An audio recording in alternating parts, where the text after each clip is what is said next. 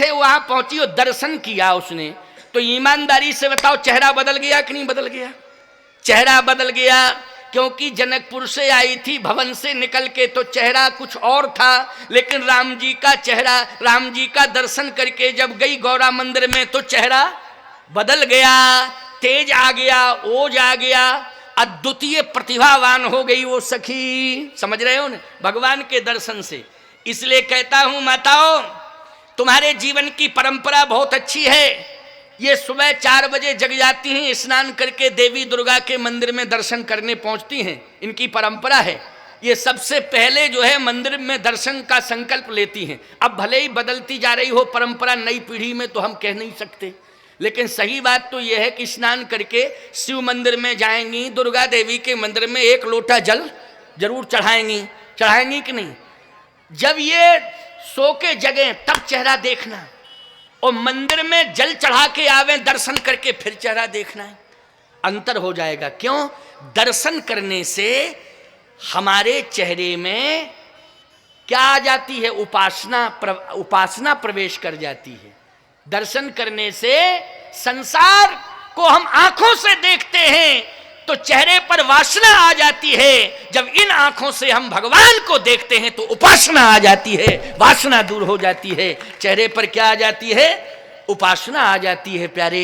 इसलिए मैं कह रहा हूं, ध्यान से सुनना, भगवान का दर्शन चाहे स्त्री हो, चाहे पुरुष हो, चाहे बूढ़ा हो, चाहे बालक हो, कोई भी हो, अबाल वृद्ध नर नारी, बोलो भगवान का दर्शन करना चाहिए कि नहीं करना चाहिए? क्यों करना चाहिए? क्योंकि दर्शन करने से, भगवान का दर्शन करने से उपासना हमारे जीवन में आ जाती है। हमारा व्यक्तित्व उपासना युक्त हो जाता है, उपासना युक्त हो जाता है हमारा व्यक्तित्व। इसलिए भगवान का दर्शन करना बहुत जरूरी है। गांव गांव में मंदिर बनाए जाते हैं कि नहीं? गांव गांव में मंदिर क्यों बनाए जाते हैं? इसलिए कि पूरे गांव के लोग दर्शन करने जावें, दर्शन करने जावें, इसलिए गांव गांव में मंदिर बनाए जाते थे। दर्शन करने से क्या होता है? बोले दर्शन करने से हमारा जीवन धन्य होता है, और हमारे हृदय में जो वासना होती है वो वासना दूर भाग जाती है, और नेत्रों के माध्यम से भगवान का कांतिमान द्युतिमान व्यक्तित्व उपासना के रूप में मेरे हृदय में प्रवेश कर जाता है। वो नैन मार्ग होता है। आइए नैन मार्ग की चर्चा में पुष्पवाटिका में सुनाऊं आपको। नैन मार्ग की अंतिम 10 मिनट, अंतिम 10 मिनट हैं। 10 मिनट के बाद में फिर जो है आरती की व्यवस्था लगेगी। ये सब कल से तो प्रवचन ऐसा है कि जल्दी आ जाऊंगा मैं, कोई देर ही में आऊं क्या? जल्दी आ जाऊं और थोड़ा जल्दी ही सभा को विश्रामित कर दूं, जिससे दूर दूर से लोग आए हैं, क्योंकि गांव के ही लोग थोड़ी हैं, बहुत दूर दूर से आए, कवर्धा से भी आप आए हैं। ये लालजी चंद्रवंशी, इनके गांव तो एक बार हम कथा भी कराए हैं। क्यों भाई? वो गांव कौन सा पास में ही है गांव? कपरी गए थे यहाँ। और आपके यहाँ तो मैं ठहरा रहा कवर्धा में, हैं हमारे पंडित जी बैठे हुए हैं। आपके यहाँ तो मेरा आवास ही रहा। पूर्व प्रत्याशी लालजी चंद्रवंशी जी, राजेश शुक्ला जी, अंबिका मिश्रा, ये सब लोग बैठे हुए हैं। ये हमारे शुक्ला जी के यहाँ तो अभी मैं ठहरा था, कवर्धा में मेरी कथा हुई थी, और खपरी में आपके घर पे ही ठहरा था। ये हमारे लालजी चंद्रवंशी जी के भाई वहाँ रहते, पूरा परिवार ही रहता है। तो और आप कौन हैं? अंबिका मिश्रा आप हैं? कौन है अंबिका जी? अंबिका मिश्रा का नाम लिखा हुआ है, जब है ही नहीं तो नाम कैसे लिख दिया हैं? अच्छा, चले गए हैं, चलो ठीक है, नाम तो रह गया, वो चले गए, नाम तो रह गया। तो आइए सुनिए जरा, भगवान की बहुत बड़ी कृपा। अंतिम 10 मिनट की बात सुन करके फिर विश्राम दूंगा वाणी को, क्योंकि फिर तो 5 मिनट कम 6 ही हो जाएगा, है नहीं? 6 बजे तक का ही मैंने कहा था। आइए सुनिए अंतिम 5-7 मिनट 8 मिनट की बात, कि वो दर्शन करके जब पहुंची सखी तो तासु दशा देखी सखिन, सखियों ने उसकी दशा देखी। बोले दशा कैसी है? कहा वो परमहंस वृत्ति में आ गई। देखो भगवान का दर्शन करने पर परमहंस वृत्ति हो जाती है। बोलो हो जाती है कि नहीं हो जाती है? जैसे जगत में रहो तो जगत में भी रहो तो हंस बन के रहो प्यारे। हंस बनने का अर्थ जानते हो क्या है? हंस बनने का अर्थ यह है कि हंस नीर और क्षीर का भेद जानता है। बोलो जानता है ना? हंस कहाँ रहता है? मानसरोवर में रहता है। मानसरोवर में रहता है और क्षीर और नीर का भेद जानता है। बोलो जानता? और जब भी वो ग्रहण करता है तो नीर को अलग कर देता है, क्षीर क्षीर ग्रहण कर लेता है, और अन्य सरोवर में जो भी होते हैं उनको स्पर्श नहीं करता, केवल मोती मोती चुन लेता है। क्यों भाई?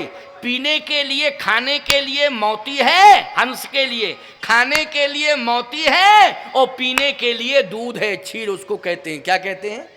दूध, क्षीर। क्षीर ही पीता है। और पाता क्या है? पीता और पाता में अंतर है ना। पाना मानी खाना, और पीना मानी वो नहीं है, तुम समझो ये। समझ गए हो? थोड़ा समझने की कोशिश किया करो, बड़े समझदार हो आप लोग, है नहीं? लेकिन बात ये है कि पीने के लिए दूध पीना है। हंस क्या करता है? दूध पीता है। खाता क्या है? मोती खाता है। बोलो खाता है कि नहीं खाता है? मोती। मोती होता है धवल, सफेद होता है ना। मोती का रंग कैसा होता है? सफेद धवल। धवल मानी पवित्र। इसलिए खाने के लिए पवित्र पदार्थ होना चाहिए और पीने के लिए सुंदर दूध होना चाहिए। प्यारे, दूध पियो और पवित्र व्यंजन खाओ। मोती का अर्थ हुआ धवल। धवल मानी पवित्र, निर्मल। यही अर्थ हुआ कि नहीं हुआ? यह है खाने पीने की व्यवस्था। और आजकल तो पता नहीं, चिल्लाते फिर रहे लोग। एक लड़का मेरे पास, एक बाप ने कहा, माँ बाप ने दोनों ने, जगत गुरु जी आए, प्रणाम करने जाओ, प्रणाम करने जाओ, प्रणाम करने जाओ। तो प्रणाम करने के लिए उधर से दौड़ा चला आ रहा था। वो कह रहा था संडे हो चाहे मंडे, रोज खाओ अंडे, संडे हो चाहे मंडे। अरे हमने कहा ये पागल कहाँ से आ रहा है? ये है तो छोटा ही सा, लेकिन ये क्या रट लिया इसने। वो टेलीविजन में प्रचार चल रहा था, वो टेलीविजन से सीधा आया और मेरे पास भेज दिया उसको। प्रचार उसमें यही चल रहा था प्यारे। और जैसे ही आया तो मेरा दिमाग भी खराब हुआ। मैंने कहा ये क्या बोल रहा है? ये क्या संस्कार तुमने दिए हैं? बोले महाराज जी अब वो टेलीविजन देख करके आया है, दूरदर्शन की परंपरा से जुड़ा था, इसलिए उसमें प्रचार आ रहा था, वही इसके दिमाग में आया। इत्तेफाक से आप आ गए तो दंडवत करने चला आया। तो हमने कहा वो दूर के दर्शन से इसे दूर करो, पास के दर्शन से जोड़ दो। अब मैं आ गया हूं, मैं हूं पास का दर्शन और टेलीविजन है दूर का दर्शन। तो हमने कहा दूर के दर्शन से दूर करो और पास के दर्शन से जोड़ दो। उसमें देखी इसने फीचर, इसलिए फ्यूचर गड़बड़। क्यों भाई? फीचर से फ्यूचर गड़बड़ बनी, भविष्य गड़बड़ होता है कि नहीं होता है? बस तुम तो संत महात्माओं से जोड़ो, ग्रंथों से जोड़ो, और देखने के लिए अगर संसार में वास्तव में देखने के लायक अगर कोई है तो वो रामचरितमानस की चौपाइयां हैं प्यारे। देखिए भी और पढ़िए भी, और पढ़ने के बाद हृदयस्थ भी करिए। ये रामायण की चौपाइयां, इन्हीं को पढ़ाओ, अर्थ को पढ़ाओ, दर्शन कराओ भगवान का। देखने के लिए भगवान का दर्शन है और पढ़ने के लिए ग्रंथ है। बोलो है कि नहीं? और समर्पण के लिए संतों का चरण है। इतने प्रकार की परंपरा से जुड़ जाओ।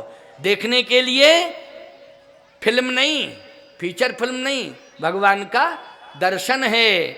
और पढ़ने के लिए ग्रंथ हैं। अथवा आप जिस शिक्षा की क्रांति में जिस क्लास में हो, उस क्लास के वो पुस्तकों को पढ़िए। आप उस क्लास की किताबों को पढ़ना अनिवार्य है, लेकिन क्लास की किताबों को पढ़ने के बाद चाहे 2 मिनट, 5 मिनट, 10 मिनट, जितना भी आपको समय मिल जाए, रामचरितमानस को जरूर पढ़िए। आप पढ़िए, आपका परिवार पढ़े, आपके बच्चे पढ़ें। निश्चित रूप से बच्चा किसी भी क्लास में पढ़ता हो, वो अपने सब्जेक्ट की किताबों को पढ़े, लेकिन पढ़ने के बाद रामायण की 5 चौपाइयां पढ़ के जरूर सोए। वो कभी फेल नहीं हो सकता है। ये मैं प्रमाण दे रहा हूं, सिग्नेचर करके दे दूंगा। ले लीजिए, मेरा हस्ताक्षर ले लीजिए, लेकिन वो नित्य का नियम बना ले। ये रामचरितमानस महामंत्र हैं। ये महामंत्र ही सरस्वती जी को प्रेरित करते हैं। और सरस्वती जी अगर प्रसन्न हो गई तो बोलो कोई बच्चा फेल हो सकता है? जल्दी बताओ। सरस्वती जी अगर प्रसन्न हो गई तो किसी माई के लाल में ताकत नहीं है कि फेल कर दे, हैं? इसलिए मैं कहता हूं कि इन महामंत्रों से सरस्वती जी प्रसन्न हो जाती हैं, और सरस्वती जी प्रसन्न हो गई तो समझ लो